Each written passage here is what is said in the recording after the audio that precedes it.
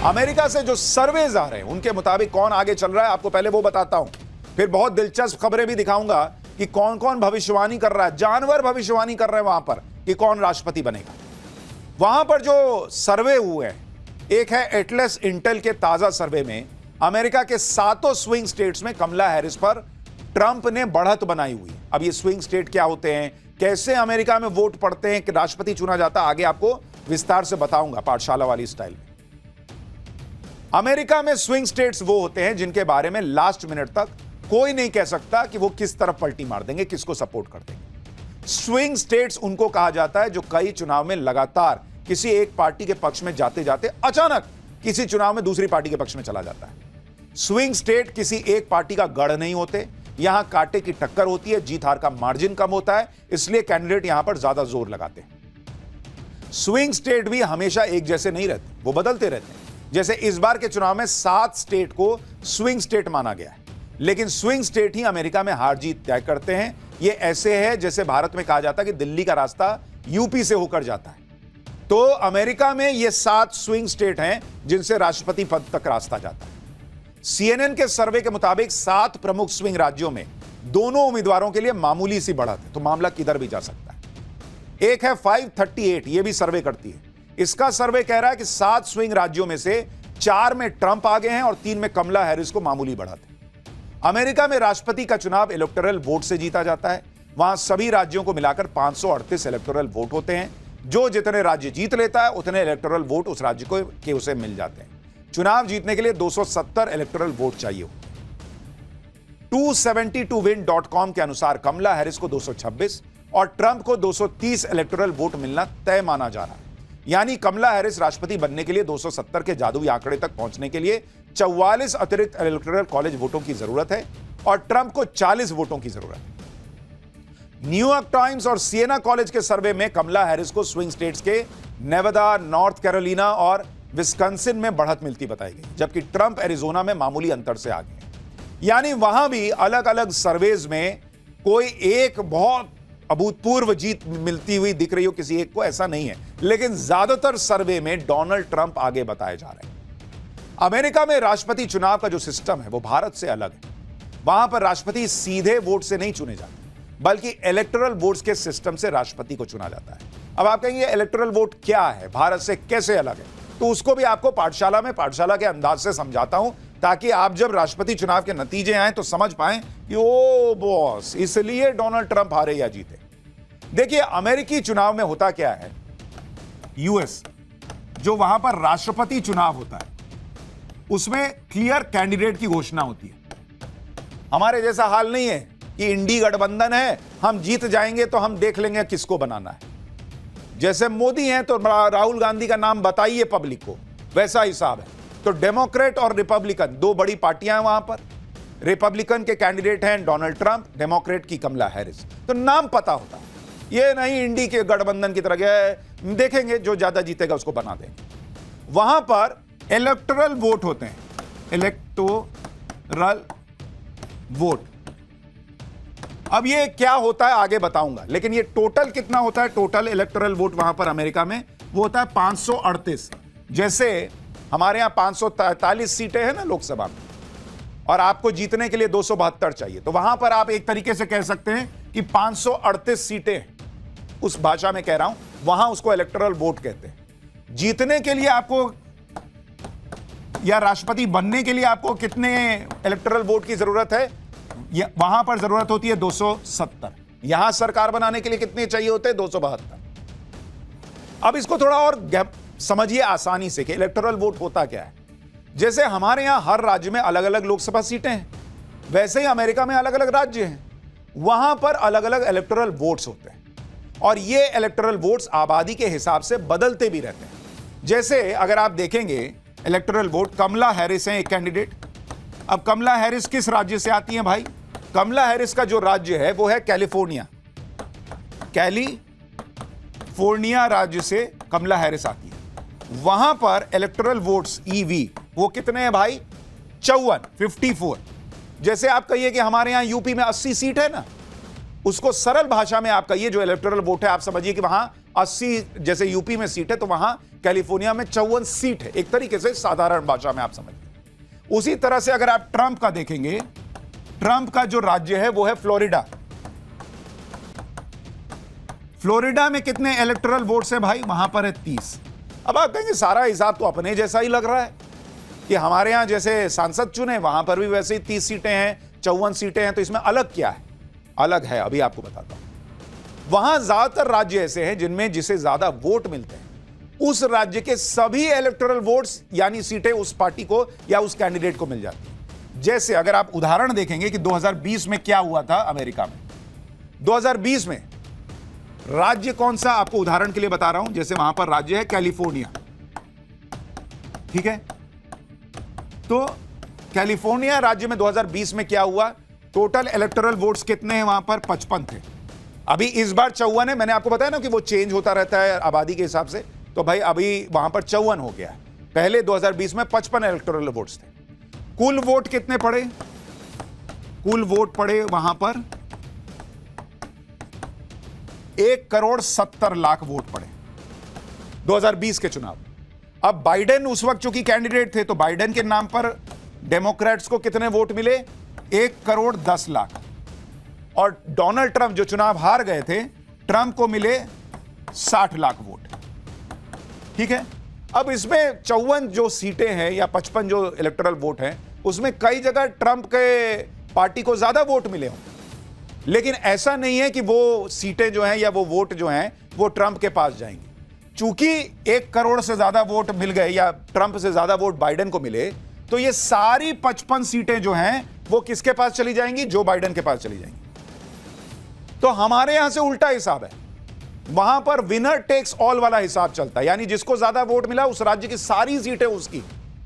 हमारे यहां हिसाब कैसे है? जैसे अगर आप यहां देखिएगा भारत में क्या होता है, भारत में आप देखिए 2024 में क्या हुआ। आपको यूपी का उदाहरण देता हूं। यूपी में कितनी लोकसभा सीटें हैं? 80 लोकसभा सीट है। वोट पड़े कितने? यूपी में वोट इस बार पड़े थे 3,62,00,000, ठीक है? बीजेपी को, ये बीजेपी को वोट मिला, ठीक है? यूपी में ये बीजेपी का वोट बता रहा हूं आपको। बीजेपी को 3,62,00,000 वोट मिले और उसकी सीट कितनी आई थी? 33। जबकि आप सपा का वोट देखेंगे, सपा को वोट मिला था यहां पर यूपी में 2,94,00,000 और सपा की सीट कितनी आई थी? सपा को यूपी के अंदर सीट आई थी 37। अब अगर अमेरिका वाला हिसाब भारत में होता तो चूंकि बीजेपी को 3,62,00,000 वोट आए थे, सपा से ज्यादा वोट आए थे, तो 80 की 80 सीटें जो हैं वो मोदी के खाते में चली जाती। हमारे यहां क्या है, जितनी सीट आपने जीती उतनी ही आपके खाते में जाएगी। अमेरिका में हिसाब उल्टा है, जिसको ज्यादा वोट आ गया उसको उस राज्य की सारी सीटें मिल जाती। तो अमेरिका वाला हिसाब अगर भारत में चलता, विनर टेक्स इट ऑल, तो यूपी की 80 लोकसभा सीटें नरेंद्र मोदी के खाते में चली जाती, क्योंकि बीजेपी को 3,62,00,000 वोट मिले थे और सपा को 2,94,00,000। इसलिए यह अलग है सिस्टम। वहां जिसको ज्यादा वोट मिल गया वो उस राज्य की सारी सीट उठा के ले जाता है। अब अमेरिका में इस सिस्टम की वजह से यह दिलचस्प बात होती है कि अलग अलग राज्य में सबसे ज्यादा वोट पाना जरूरी होता है, जिससे सारे के सारे इलेक्टोरल वोट्स वहां के मिल जाए। इसलिए आप देखिए कि कुल वोट में ज्यादा वोट लेकर भी कई बार राष्ट्रपति वहां पर हार जाता है। जैसे 2016 में हुआ था। 2016 में अमेरिकी चुनाव में हिलरी क्लिंटन को 6,58,00,000 वोट मिले, ट्रंप को 6,29,00,000 वोट मिले, लेकिन इलेक्टोरल वोट्स मिले हिलरी क्लिंटन को 227 और डोनाल्ड ट्रंप को 304, क्योंकि डोनाल्ड ट्रंप उन राज्यों में जीत गए जहां पर इलेक्टोरल वोट ज्यादा थे, जहां पर सीटें ज्यादा थी। इसी वजह से 2016 में ट्रंप राष्ट्रपति बन गए। अमेरिका में ऐसा 5 बार हो चुका है कि ज्यादा वोट मिलने के बाद भी कैंडिडेट राष्ट्रपति चुनाव हार गए। यानी अमेरिका में सबसे अहम होता है राज्यों को जीतना, वहां पर दूसरे से ज्यादा वोट हासिल करना, जिससे सारे इलेक्टोरल वोट उसे मिल जाएं, और उससे भी ज्यादा इंपॉर्टेंट है बड़े राज्यों को जीतना। भाई आपने छोटे छोटे राज्य जीत लिए, लेकिन जैसे कैलिफोर्निया है जहां पर 55-54 इलेक्टोरल वोट है, आपने वो जीत लिया तो भाई आपने मामला क्लियर कर लिया। मतलब जैसे आपको मान लीजिए मैथ्स में 90 नंबर आ गया या 100 में 100 आ गया, तो आपको किसी में कम भी आया तो एवरेज आउट करके आप क्लास में टॉप कर सकते हैं। लेकिन जो पेपर ही मान लीजिए 20-20 नंबर का है, उसमें आप 20 में 20 लाए और 100 नंबर वाले पेपर में आपको नंबर ही 50 आया, तो 20 में 20 लाके क्या ही कर लीजिएगा। वैसे तो चाहे ट्रंप जीते या कमला हैरिस, भारत को आज की डेट में अमेरिका इग्नोर नहीं कर सकता। भारत की ताकत को दुनिया जानती है और अमेरिका को हर जगह पर भारत की जरूरत है। लेकिन डोनाल्ड ट्रंप की बात अलग है। अगर वो राष्ट्रपति बने तो अलग ही बात होगी, क्योंकि उनका झुकाव भारत के प्रति, नरेंद्र मोदी के प्रति, हिंदुओं के प्रति, कट्टरपंथियों को लेकर उनका जो विचार है वो बिल्कुल क्लियर है। डोनाल्ड ट्रंप वो नेता है जो नरेंद्र मोदी की दोस्ती को उस लेवल तक लेकर गए थे कि उन्होंने नरेंद्र मोदी के स्वागत के लिए अमेरिका में बड़ा कार्यक्रम तक करवाया था। खुद डोनाल्ड ट्रंप इस इवेंट में आए थे और डोनाल्ड ट्रंप जब भारत आए तो वो भी इसी तरह के एक बड़े कार्यक्रम में शामिल हुए थे। आपको याद होगा ये कार्यक्रम हुआ था। डोनाल्ड ट्रंप के राष्ट्रपति रहते हुए भी भारत और अमेरिका के रिश्ते बहुत मजबूत हुए। बाइडेन कमला हैरिस के कार्यकाल में दोस्ती तो बनी रही, लेकिन टकराव भी हुए। जैसे इस वक्त कनाडा से भारत के टकराव और आतंकी पन्नू को लेकर भारत और अमेरिका के रिश्ते में टकराव दिख रहा है, जबकि डोनाल्ड ट्रंप के राष्ट्रपति रहते हुए भारत और अमेरिका की दोस्ती ज्यादा मजबूत नजर आई थी। पीएम मोदी और डोनाल्ड ट्रंप के बीच बहुत अच्छी केमिस्ट्री देखने को मिली थी। डोनाल्ड ट्रंप खुलकर पीएम मोदी से अपने अच्छे रिश्ते और दोस्ती की बात करते हैं। पीएम मोदी भी डोनाल्ड ट्रंप को अपना अच्छा दोस्त बता चुके हैं। दोनों नेताओं की विचारधारा भी एक जैसी है। डोनाल्ड ट्रंप अमेरिका फर्स्ट की बात करते हैं, पीएम मोदी भी नेशन फर्स्ट की बात करते हैं, भारत फर्स्ट की बात करते हैं। नरेंद्र मोदी भारत के हितों को सबसे ऊपर रखते हैं। दोनों नेताओं की राष्ट्रवादी सोच भी एक दूसरे को कनेक्ट करती है। दोनों राष्ट्रवादी नेता हैं। डोनाल्ड ट्रंप भी कोई भी बात खुलकर बिना हिचक के कहते हैं। पीएम मोदी भी बिना लाग लपेट के सीधे सीधे बात करते हैं। इसलिए ट्रंप और मोदी की जोड़ी जो है वो एक तरीके से कनेक्टेड मानी जाती है। ट्रंप का माहौल तो बना हुआ है, लेकिन जब तक नतीजे नहीं आते तब तक कुछ कहा नहीं जा सकता। हर कोई अपना अनुमान लगा रहा है, अलग अलग भविष्यवाणियां चल रही हैं। अमेरिका के चुनाव में सिर्फ चुनावी एक्सपर्ट या चुनावी पोल ही नहीं, बल्कि कुछ अलग तरह की भविष्यवाणी भी होती है। जैसे फुटबॉल वर्ल्ड कप के लिए लोग जानवरों से भविष्यवाणी कराते हैं, वैसे ही अमेरिका के चुनाव में भी होता है। इस वक्त अमेरिका के चुनाव में एक हिप्पोपोटामस जो है, दरियाई घोड़ा, उसकी भविष्यवाणी वायरल हो रही है।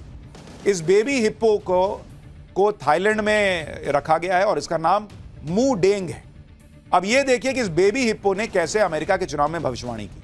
इस बेबी हिप्पो के सामने 2 कटे हुए तरबूज रख दिए गए। बेबी हिप्पो ने ट्रंप के नाम का तरबूज खाकर इशारा दिया कि ट्रंप ही अमेरिका का चुनाव जीत सकते हैं। तरबूज पर स्थानीय भाषा में रिपब्लिकन उम्मीदवार डोनाल्ड ट्रंप का नाम लिखा हुआ। उनका ट्रंप के नाम का तरबूज खाते ही वीडियो भी सामने आ गया। वीडियो को थाईलैंड के चिड़ियाघर में रिकॉर्ड किया गया। जुलाई 2024 में जन्मी मू डेंग अपनी चंचल हरकतों के चलते इंटरनेट पर सेलिब्रिटी हिप्पो मानी जाती है। तो दरियाई घोड़ा तो कह रहा है कि भैया अमेरिका के चुनाव में घोड़ा साबित होगा डोनाल्ड ट्रंप। इसी तरह अमेरिका के साउथ कैरोलिना में ग्नोची जूनियर नाम की एक गिलहरी ने भी भविष्यवाणी की है। अलग अलग लेवल की भविष्यवाणी चल रही है। इस गिलहरी के सामने 2 अलग अलग बाउल रख दिए गए। एक बाउल में के आगे कमला हैरिस का नाम लिख दिया गया, दूसरे बाउल के आगे ट्रंप का नाम लिख दिया गया।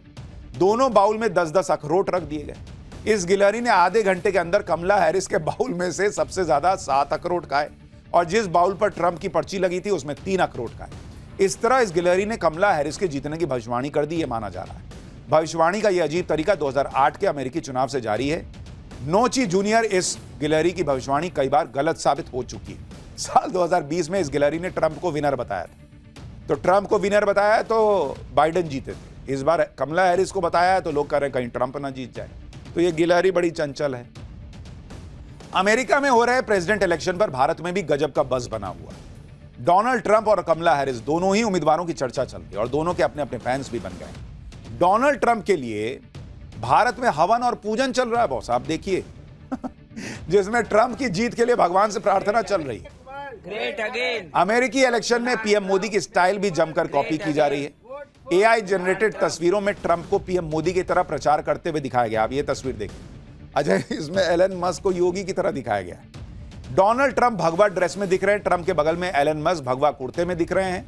दोनों रोड शो के जरिए प्रचार करते दिख रहे हैं। एक और तस्वीर जिसमें डोनाल्ड ट्रंप ओपन कार में सवार हैं और गले में पटका डाले हाथ हिलाते प्रचार कर रहे हैं। ये तस्वीरें पीएम मोदी के इलेक्शन कैंपेन से प्रभावित दिख रही हैं। अच्छा, हर जगह आप देखिए वो ट्विटर वाले भैया एलन मस्क को योगी की तरह दिखा दिया गया तो ये अलग अलग कलर आपको अमेरिकी चुनाव का दिखा रहा हूं। डोनाल्ड ट्रंप के लिए भारत में इतना माहौल इसलिए भी बना हुआ है क्योंकि डोनाल्ड ट्रंप इकलौते ऐसे नेता हैं जिन्होंने अमेरिका चुनाव के बीच बांग्लादेश में हिंदुओं पर हो रहे अत्याचार के खिलाफ आवाज उठाई थी। डोनाल्ड ट्रंप ने दिवाली की शुभकामनाएं देते हुए सोशल मीडिया प्लेटफॉर्म पर कहा था कि वो बांग्लादेश में हिंदुओं, ईसाइयों और अन्य अल्पसंख्यकों के खिलाफ बर्बर हिंसा की कड़ी निंदा करते हैं। भीड़ उन पर हमला कर रही है, लूटपाट कर रही है, जो कि पूरी तरह से अराजकता की स्थिति है। जबकि जो बाइडेन की सरकार पर तो आरोप लगता है कि उसने ही बांग्लादेश में खेल कराया, लेकिन ट्रंप हिंदुओं के साथ खड़े रहे। अपनी पोस्ट में डेमोक्रेटिक उम्मीदवार कमला हैरिस को घेरे में लेते हुए ट्रंप ने कहा था कि उनके कार्यकाल में ऐसा कभी नहीं हुआ होता। कमला और जो बाइडेन ने अमेरिका समेत पूरी दुनिया में हिंदुओं की अनदेखी की है। ट्रंप ने डंके की चोट पर कहा था कि वो कट्टरपंथी वामपंथियों के धर्म विरोधी एजेंडे के खिलाफ हिंदू अमेरिकियों की भी रक्षा करेंगे। ट्रंप ने अमेरिका में बसे हिंदुओं को भरोसा दिया कि वो उनकी आजादी के लिए लड़ेंगे। उनके प्रशासन के तहत हम भारत और मेरे अच्छे दोस्त प्रधानमंत्री मोदी के साथ अपनी महान साझेदारी को और मजबूत करेंगे। डोनाल्ड ट्रंप के विजन में भारत भी है, मोदी भी हैं और हिंदू भी है। डोनाल्ड ट्रंप के जबरदस्त बयान के बाद यह कहा जाने लगा कि अमेरिका के पहले बड़े नेता हैं जिन्होंने बांग्लादेश में हिंदुओं के खिलाफ अत्याचार पर कुछ तो बोला। जबकि भारतीय मूल की हिंदू जड़ों के बावजूद कमला हैरिस ने इस मामले पर चुप्पी साधे रखी। अब वो क्या चुप रहेंगे? हमारे यहां कई नेता नहीं बोल पाते बांग्लादेश के हिंदुओं पर या कनाडा के हिंदुओं पर। इसलिए लोग कह रहे हैं कि अगर ट्रंप जीत जाते हैं तो बाइडेन की शय पर बांग्लादेश में यूनिस के खुले खेल का अंत हो सकता है। अमेरिका के चुनाव में एक दिलचस्प बात यह भी दिख रही है कि वहां एलन मस्क जैसे उद्योगपति खुलकर प्रचार कर रहे हैं, लेकिन उनकी कोई इस बात पर आलोचना नहीं कर रहा। उनके नाम पर विपक्षी पार्टी कोई कैंपेन नहीं चला रही। यहां तो हर समय अडानी अंबानी का गाना गाते रहते हैं कुछ लोग, लेकिन अमेरिका में यह सब नहीं होता। एलन मस्क तो खुलकर डोनाल्ड ट्रंप को सपोर्ट कर रहा है। मस्क दुनिया के सबसे अमीर लोगों में से एक है। वो सिर्फ ट्रंप का समर्थन नहीं कर रहे, मस्क ने ट्रंप के समर्थन में खूब कैंपेनिंग की है। मस्क तो कह चुका है भाई कि वो ट्रंप के जीतने पर सरकार का हिस्सा बन सकते हैं और हारने पर कमला हैरिस उन्हें जेल भेज सकती है। ट्रंप को जिताने के लिए एलन मस्क ने पानी की तरह पैसा बहाया है। डोनाल्ड ट्रंप के पक्ष में वोटर्स को लुभाने के लिए एक स्कीम का ऐलान कर दिया जिसमें वो वोटर्स को इनाम तक देंगे। ये इंडिया में कोई कर देता भाई साहब, बिना किए तो अडानी अंबानी चलता है। अमेरिका में कौन राष्ट्रपति बनेगा यह बात तय करने में अमेरिका में बसे भारतीयों की भी अहम भूमिका रहती है। इसलिए हर चुनाव में दोनों पार्टियां भारतीय मूल के वोटरों को लुभाने के लिए हर मुमकिन कोशिश करती। अमेरिका के सेंसस के मुताबिक साल 2020 में भारतीय मूल के अमेरिकियों की संख्या करीब 44 लाख थी। अमेरिका के कुल वोटर में भारतीयों की संख्या करीब 1% है। लेकिन अमेरिका का चुनावी सिस्टम इस तरह का है कि ये 1% वोट भी पूरा चुनाव पलट सकता है, क्योंकि स्विंग स्टेट्स कहलाने वाले अमेरिका के 7 राज्यों के नतीजे जीत हार का फैसला करते हैं। इन सभी राज्यों में भारतीय अमेरिकी लोगों की जनसंख्या काफी अच्छी है और यहां भारतीय मूल के अमेरिकी वोटर्स की भूमिका अहम हो जाती है। भाई अब आप कहेंगे कि अरे 44 लाख ही तो है। अरे भाई आप सोचिए, मान लीजिए कैलिफोर्निया में 55 इलेक्टोरल वोट है और वहां डोनाल्ड ट्रंप को मान लीजिए हिंदुओं की वजह से, भारतीय मूल के हिंदुओं की वजह से अगर 20,000 वोट भी ज्यादा पड़ गया तो 20,000 वोट नहीं है बॉस, वो 55 सीट आने जैसा है, क्योंकि सारी सीट चली जाएगी डोनाल्ड ट्रंप। तो इसलिए अमेरिकी सिस्टम में एक एक वोट की कीमत बढ़ जाती है। अमेरिकी चुनाव में उतरी कमला हैरिस भी भारतीय मूल की, इसलिए कई इंडियन अमेरिकन वोटर्स कमला हैरिस का भी साथ दे रहे हैं। साल 2024 के API डेटा के वोटर सर्वे के मुताबिक भारतीय अमेरिकियों में से आधे से ज्यादा मतदाता यानी 55% डेमोक्रेट की तरफ जबकि 26% रिपब्लिकन की तरफ झुकाव रखते हैं। कमला हैरिस के भारत के कनेक्शन की वजह से देश में उनकी जीत के लिए प्रार्थना की जा रही है। दक्षिण भारत के तमिलनाडु में स्थित थुला सेंद्रापुरम गांव में लोग कमला हैरिस की जीत के लिए प्रार्थना कर रहे हैं। ये गांव कमला हैरिस की मां का गांव है। उनके नाना 7 दशक पहले यहां रहते थे। उसके बाद वो लगभग 200 किलोमीटर दूर चेन्नई शहर में बस गए। कमला हैरिस की मां का जन्म चेन्नई में हुआ और 19 साल की उम्र में अपनी पढ़ाई के लिए वो अमेरिका चली गई थी। गांव के मंदिर के बाहर कमला हैरिस का एक बड़ा सा पोस्टर लगाया गया है। साल 2014 में इस मंदिर के पुनर्निर्माण के लिए कमला हैरिस ने आर्थिक मदद भी दी थी। लेकिन बहुत सारे ऐसे लोग हैं जो कमला हैरिस को पसंद नहीं करते और उन्हें डोनाल्ड ट्रंप सही लगता है।